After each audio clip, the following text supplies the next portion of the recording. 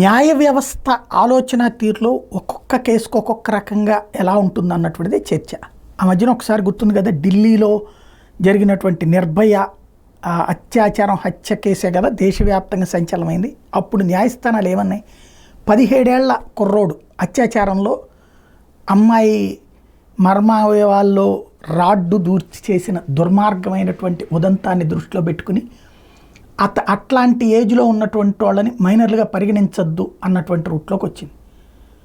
ఇప్పుడు ఒక car drive చేస్తున్నటువంటి వాడు వయసు పరంగా మైనరే, కానీ ప్రాణాలు పోవడానికి కారణమైనటువంటి పిల్లాడికి అతను మైనర్ కాబట్టి అని మొన్న వదిలిపెట్టేసి 300 లైన్లు రాయమని చెప్పి ఓ జడ్జి గారు చెప్పారు మ్యాజిస్ట్రేట్ కోర్టు. అంటే దాన్ని తర్వాత ఆపినటువంటి హైకోర్టు, అదే జడ్జి గారు మళ్ళీ మనసు మార్చుకుంటే మీడియా దేనికి హైకోర్టు ఇప్పుడు అతన్ని విడిచిపెట్టేయమని చెప్పి తక్షణం విడిచిపెట్టేయమని ఆదేశించింది. జునైనల్ కోర్టుకి ఈ మేరకు ఆదేశాలు ఇచ్చింది.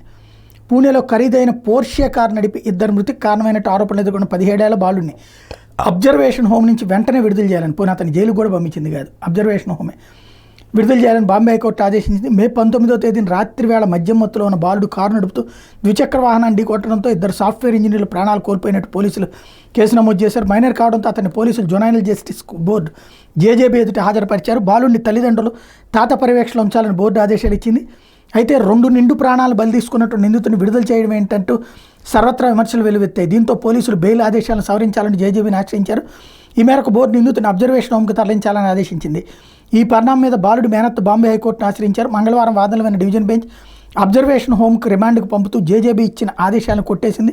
బాలుడిని మేనత్త పర్యవేక్షణలో ఉంచాలని, మానసిక నిపుణుని కౌన్సిలింగ్ కొనసాగించాలని స్పష్టం చేసింది. ఇంకా వాడు ఏమాగుతాడు, ఎందుకు మారతాడు, ఇంకెంతమందిని చంపితే తప్పేమవుతుంది?